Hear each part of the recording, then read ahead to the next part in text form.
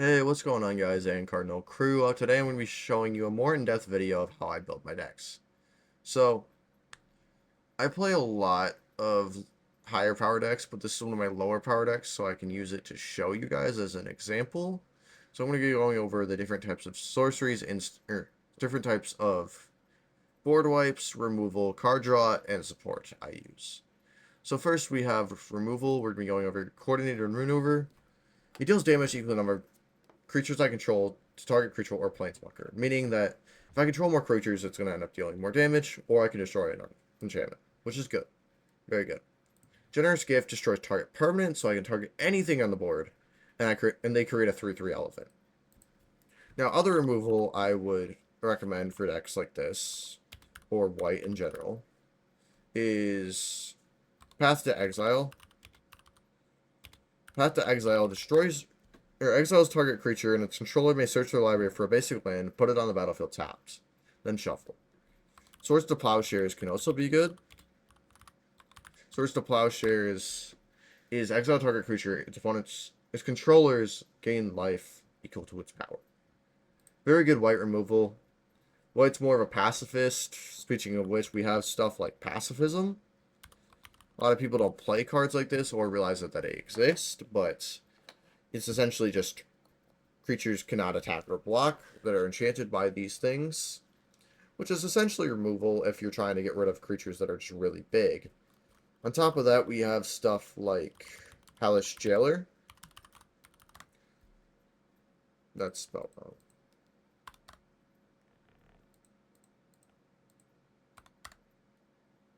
Hellish Jailer is when it enters, become the monarch, exile target creature an opponent controls, and until they become the monarch, until an opponent becomes the monarch. So this is essentially you exiling a creature until a certain thing happens, which is really good because you are essentially removing it, but you're only removing it for a certain amount of time. Now for black, we have stuff like Feed the Swarm. Feed the Swarm says destroy target creature an opponent controls. You lose life equal to that card's mana value. We have Bitter Triumph. Bitter Triumph is, as an additional card to cast a spell, you can discard a card or pay 3 life, and then you destroy target creature. Or Planeswalker. You can then play stuff like Bone Shards. Bone Shards is discard a card or sacrifice a creature to destroy target creature or Planeswalker. Bone Splinters is discard a card, sacrifice a creature and destroy target creature. And then if you're playing higher power, we also have Deadly Relic, which is just you can cast this for free and exile target creature. Now for green, we have cards like Beast Within. And this is like really one of the only targeted removals in green. There's not a lot. So we tend to play more cards like Lignify, which essentially just turns it into a Tree Folk with base power toughness 0/4 and doesn't have abilities anymore. So this is essentially removing the creature, but it's just turning it into a Tree Folk. So if somebody were to remove this enchantment, they would get their creature back, and it would then have abilities again. So this isn't like permanent removal, but it's pretty good. It's pretty good. Then when we move on to blue, and in blue we have Reality Shift. I really enjoy Reality Shift because I think it's a good card. Exile target creature, its controller manifests the top card of their library, which means they just put a creature on the battlefield. We have Pongify, which destroys target creature. It can't be regenerated. Its controller creates a 3/3 green ape token. And then we have Suspend. Suspend is exile target creature and puts 2 time counters on it. It gains Suspend if it doesn't have Suspend. So it's essentially just removing the card for 2 turns, which isn't bad. And then in blue, we tend to play a lot of cards like Unsummon. Unsummon is just return target creature to its owner's hand. So we play a lot of effects like this, and then we just play counter spells that are essentially just counter target spell. which you can consider removal, it's just not always seen as that.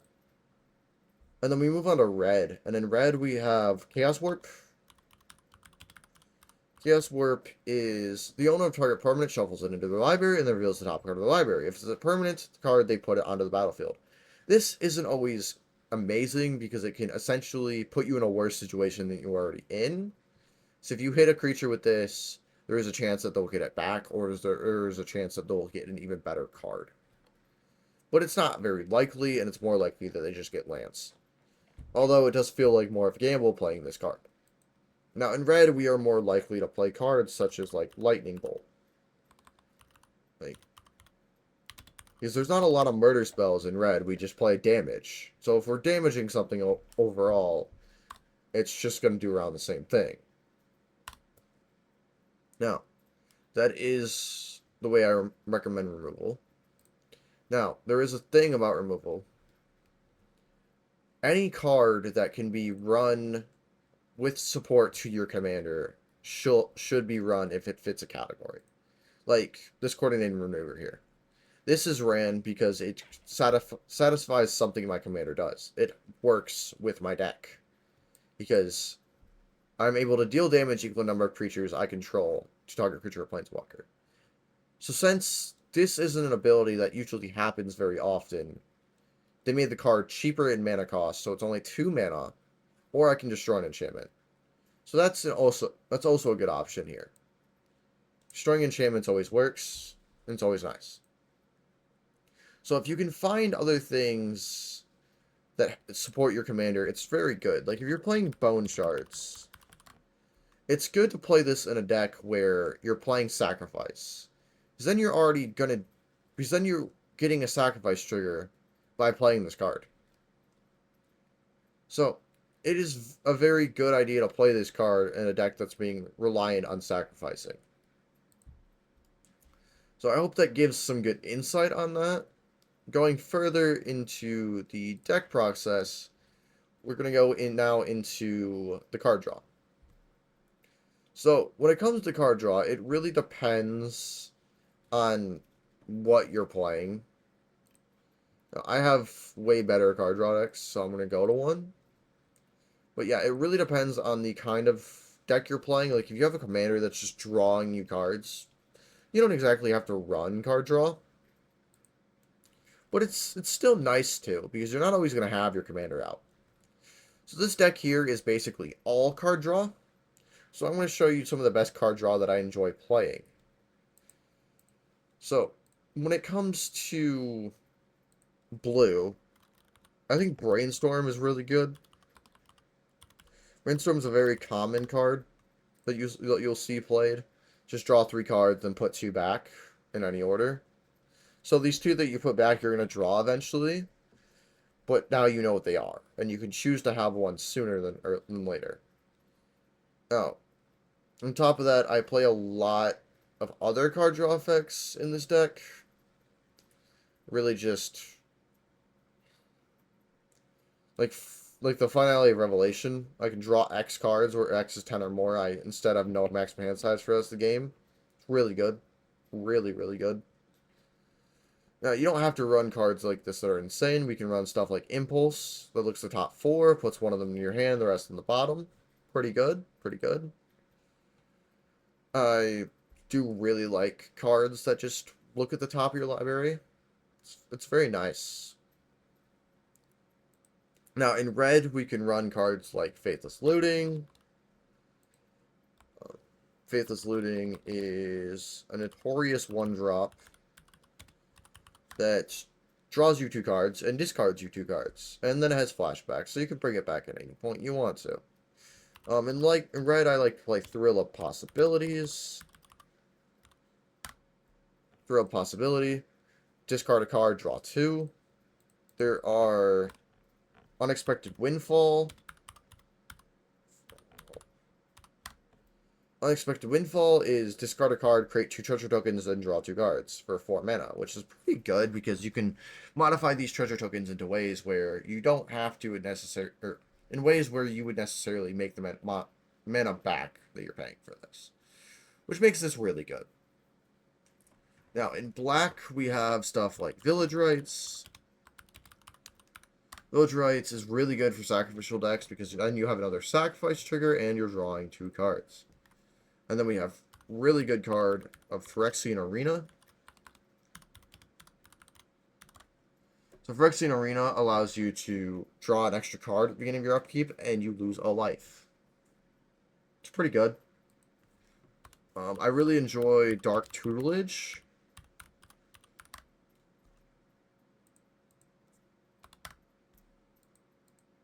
Dark.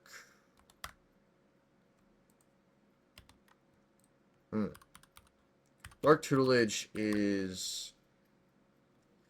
If you're in your upkeep, you reveal a top card of your library. You may put it into your, or you put it into your hand and lose life equal to run event costs. Very good card. Able to very well harm you, but it's still pretty good. Now, we're going to move on to green. And in green, we have things like, if we're going to play lower power, we have Grix Uprising.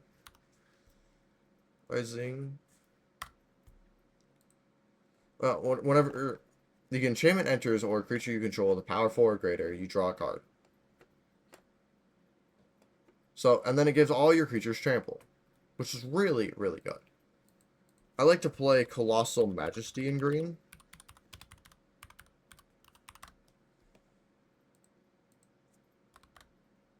Colossal Majesty is, at the beginning of your upkeep, if you control a creature with power 4 or greater, you draw a card. So you draw an extra card for turn on top of the card you normally draw for turn. It's really good. I really like this card. I think it's pretty good. There's a couple other green cards that have card draw, but I just... Like, they're all niche and kind of around the same. So there's no point to really go through most of them. But that's just a few I enjoy running. Now, in blue... Well, I already went over blue. Now we have white. And in white, I enjoy playing... To be honest, there's not a lot of card draw in white. So I enjoy playing, like, more colorless card draw. Things like Scrawling Crawler. It makes everybody draw a card, but it's still making you draw another card. Which is good to me. And then you can also play stuff like Howling Mine. And yeah, at the beginning of each player's draw step, if Howling Mine is on tap, then a player draws an extra card. So if you really wanted to, like if you had a deck that could, you could play Howling Mine and just tap it on other people's turns. So you can make it only work on yourself. It's just more likely that it won't. Now, we're going to get into the more important part of the video, and we're going to get into support. So the support part of this video is just essentially reading what your commander does and fitting your cards to what the commander does. So, whenever an of attacks, I exile a number of cards from top of my library equal to the number of differently named tokens I control.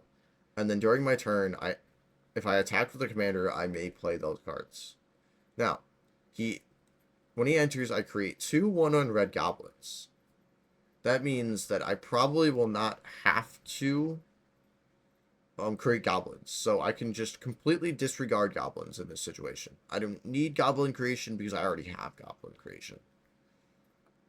So we're going to start just throwing in cards that create random tokens. Like we have Anafenza. Whenever another creature token you control whenever a non-token creature you control dies, you endure 2. This allows me to create a 2/2 white spirit. So I would have another differently named token. So all of these cards that I control here are going to try to have their own way to create me a token that is unique from the other ones that also create me tokens. Like this one has Embalm, because the Embalm just steals the card's name when it is created into a token. And then I also have token doublers. So I'm already creating a lot of tokens. So I have treasure tokens, differently named human tokens. I have soldiers. I have more treasure tokens. It's a lot of mobilize as well, which is just warrior tokens, and the warrior tokens on attack create a 1/1 red warrior, and then they sacrifice an end step, but you are able to trigger the commander before the cards were sacrificed. Queen Marchesa, you create a black assassin creature token. Like, there's all this token creation that is just random tokens. And then if you want to, you can also run stuff like Blade of Selves. Blade of Selves is enchanted creature as Myriad. So since enchanted creature as Myriad, you create a you create a token copy of the creature that it's enchanted or equipped to for each opponent you have. So you're gonna essentially create 3 token copies of whatever creature you swing with, going at each one of your opponents. So Narev is gonna see this as, oh, there's another differently named token. So yeah, there's just a bunch of ways to create differently named tokens in this deck. And then on top of that, I run like very niche effects. So I can explain what the niche effects are. Like Clowning Around, I don't need this card, and like it's not really that good, but it's just there for the extra token creation. I think it's funny.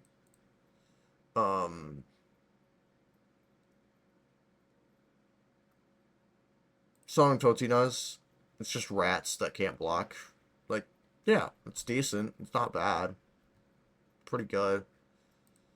I'll go more in depth on something else real quick. So we'll go into like an easier deck here. Or around the same, probably. Go into my attack triggers deck. So most of my deck here is just going to be cards that have attack triggers, because my commander says that if attacking causes a triggered ability of a permanent you control to trigger, that ability triggers an additional time. So anything that has an attack trigger is essentially just going to be better. So whenever Acererak the Archlich attacks, for each opponent you create a 2/2 black zombie creature token unless that player sacrifices a creature.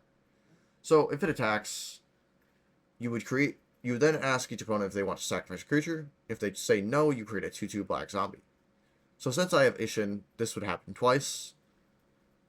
So on top of that, I have just a lot of things that are just based off of attacking.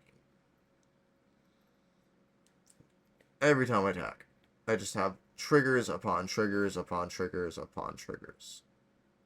So my alternative strategy of this deck is that I can take extra turns, or extra combat phases. So whenever this attacks, if it attacks alone, I get an extra combat phase. Ishin would allow me to get 2 extra combat phases. So I would instead get 3 combat phases in total. So on top of this, I can just run a lot of cards that allow me to just get bigger for the creatures I have, or the creatures get bigger as they attack. Because if there's a lot of attack triggers that just constantly make the creature bigger, then it's just going to make it bigger very fast. Or the mobilize triggers, because the mobilize triggers creates a bunch of 1/1 red warriors. So if I double that, I just create more. And then if I have Myriad in this deck, as I just explained, Blade of Selves, it's going to equip itself to a creature. And in order to equip itself to a creature, it would then create 3 copies of that creature off the Myriad attack trigger. And then it'd be 3 more because of Ishin. So, this deck can get really out of hand with triggers, but it's very good, and I really do enjoy playing a deck like this. But I will show you the alternate support that I use in a deck like this. So right now I have a very fun alternative support where I have initiative. So this allows me to go through dungeons and complete dungeons when he attacks. And then if I completed dungeons, it allows me to do stuff. And then I have this guy who allows me to go through the dungeon whenever he enters the battlefield.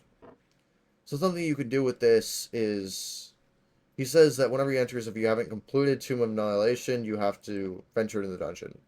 This doesn't mean you have to do Tomb of Annihilation. You just keep venturing in the dungeon over and over again, choosing whichever dungeon you want. You don't have to go off of Tomb of Annihilation. So on top of that, I have stuff like Valkyrie's Call. Whenever a non-token non-angel creature you control dies, return it to the battlefield on your own control with a +1/+1 counter on it. So that's just preventing stuff from dying. On top of that, I have my Windcrag Siege, which is issued on an enchantment, which is really good to me. And then I just have a bunch of token creation.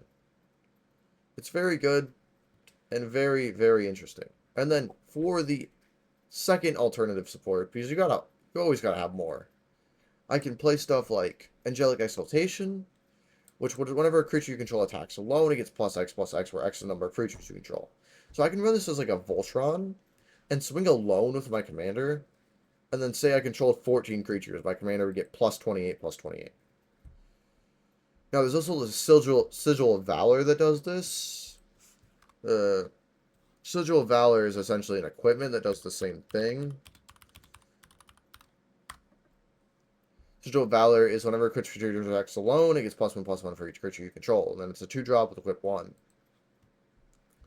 So any attack trigger allows Ishin to trigger again.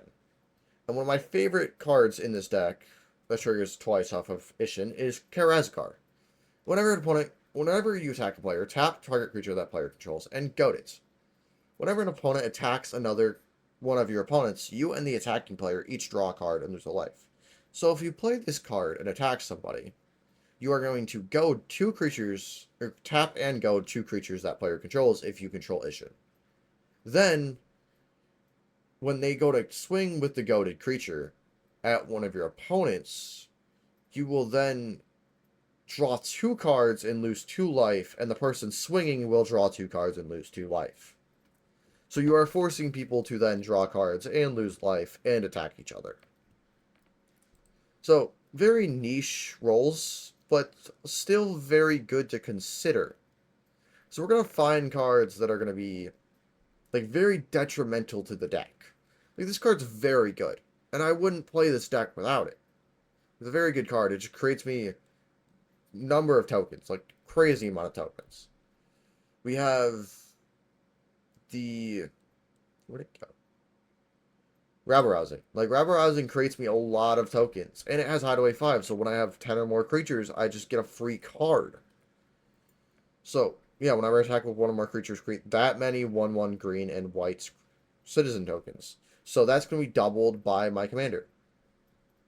And then if I have something like Mondrak out, it's going to double the amount of tokens I create on top of my commander. So if I had 4, I would then create 4 twice, which would create me 8 twice, which would be 16 total. No, 32 total. Yeah. So if I have Rabble Rousing, my commander, and Mondrak, I'm just creating a lot of tokens. No. So that's all the support that I was going to go through. That's all the card draw I was going to go through. And that's all the removal I was going to go through. Now I want to go through some of the mana rocks, because I do enjoy running mana rocks. I think everybody should. And I run things like Phyrexian Atlas. This is just add 1 mana of any color. Whenever it becomes tapped, each opponent has 3 more poison counters with 1 life. I just play this because it's a mana rock. I think it's good. It works. Heraldic Banner.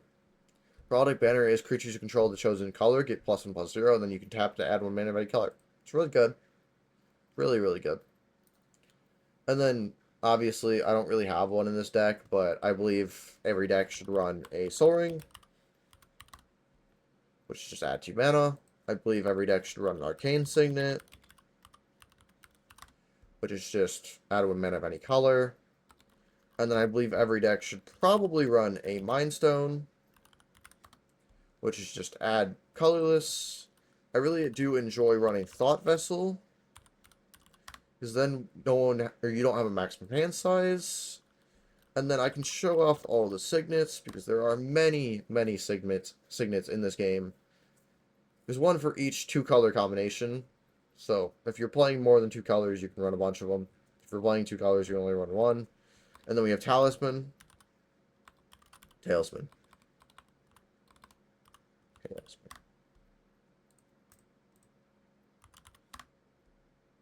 Oh, it is Talisman. So we have Talisman. You can run all the different Talisman. The Talisman are also 2-color combinations, so it's always something to think about. And I think that's most of the mana rocks you're going to want to run. And then we're going to get into the more detrimental part of the way I play the game. So every deck I own that I've created in this game usually consists of a combo. So Initiation Two Heavens is one. It is built around Combat Celebrants. So Combat Celebrants is able to be exerted when he attacks, and if he exerts when he attacks, you untap all other creatures you control. And then there's an additional combat phase after this phase. So on that, I play the Helm of the Host. Helm of the Host at the beginning of combat, as long as it's equipped to Combat Celebrant, is going to create a copy of Combat Celebrant. And then the copy of Combat Celebrant is going to swing and exert itself, allowing you to have another combat. Ishin's going to actually say you have 2 more combats, and then you go to your second combat, and then you're going to create another Combat Celebrant due to the Helm of the Host, and then swing with it because it has haste, and exert it. And then when you exert it, you get another combat, and you can do this infinitely. So I'll show you another combo. I don't actually run one in all of my decks. I do enjoy doing it. It's just not needed. But I like running like niche random combos. It can be kind of funny. It can also just be really fun. But it's really just I win the game at that point. It's good, but it's like really, really niche. So in this deck, I have Abdiel Adrian, which is when he enters the battlefield, exile any number of other non-land permanents you control. And then when he leaves the battlefield, you return them all. So you're exiling a bunch of permanents you control, and then returning all of them. So you're going to exile mostly mana rocks, and then you're going to find ways to exile him. So we're going to have Field Hunter. So when he enters, I may exile another target creature. So I exile Abdiel Adrian, bringing all the stuff back. And then I would have to exile the Field Hunter with Abdiel Adrian. And then exile another target creature to exile Abdiel Adrian to put all the stuff back. Now Abdiel Adrian is exile. So while Abdiel Adrian is in exile, I have to find the other card to exile the card that is exiling Abdiel Adrian. So when you exile the card that is exiling Abdiel Adrian, we return Abdiel Adrian to the battlefield. And then Abdiel Adrian is able to exile the card that was exiling it. And a bunch of other stuff. And then you are able to exile it again, and creating an infinite loop of exilation and things entering the battlefield. And then I always make sure that the combo I put in the deck is somewhat involved with the commander. Like, this commander profits off of exiling cards. So as I'm exiling these cards with Abdiel Adrian, I am drawing cards. Which I find really good. So, yeah, I mean, I just create combos that are beneficial to what I do. Malik, whenever opponent sacrifices a creature, I create a treasure token. In this deck, I just find ways to sacrifice creatures myself, and then make other people sacrifice creatures because I'm sacrificing creatures. So I can show one instance. I can find it. So whenever I put something in the graveyard that's a permanent, an opponent has to put something in the graveyard that shares a type with it. So, and it means if I sacrifice a creature, an opponent has to sacrifice a creature, which will then create me a treasure token. But if I'm playing Tergrid, and an opponent sacrifices a creature, I get that creature. So if I have a way to sacrifice a creature, like Phyrexian Altar allows me to sacrifice a creature for free and add a mana of any color. So when I sacrifice a creature to Phyrexian Altar, my opponent is then forced to sacrifice a creature. I then get their creature, and then I can then sacrifice their creature that I got from them to the Phyrexian altar, making them sacrifice another creature. And just creating a near infinite amount of treasure tokens. But yeah, that's really about it. That is how I build my decks. Sorry this video is on the longer form, but I think it's very helpful. I hope it's very helpful on the game of Magic and understanding it. Alright, thanks y'all for being here. Peace.